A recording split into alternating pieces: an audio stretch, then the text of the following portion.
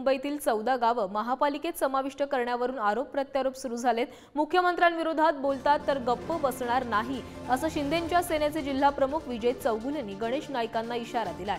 राजकीय हेतूने 14 गावांना विरोध केला जातोय असा आरोपही विजय चौगुलेंनी केलाय। तेव्हा 2007 साली कोण पालकमंत्री होता, तिथला कोण आमदार होता, ह्या सर्व गोष्टी विचारात घ्यायला पाहिजे ना। तुम्हीच सर्व होतात आणि आता तुम्हीच एकदा बोलणार तुम्ही घ्या आणि एकदा बोलणार तुम्ही नकोय। मी नव्या मुंबईवरती जर अन्याय होत असेल तर मी नव्या मुंबईच्या बाजूने आहे, माझं म्हणणं आहे। पण यांना आत्ताच का सुचलं ही गोष्ट? मग घ्यायचीच नव्हतं ना त्यावेळेस। 2016ला का सुचलं नाही यांना?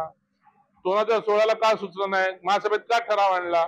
मग त्यावेळेस जर आपल्याकडे 7,000 करोड जमा असतील तर तेव्हाच मग 14 गावाला घ्यायला पाहिजे होता। मग तेव्हा तुमच्याकडे पैसे नव्हते तर मग घेतला का?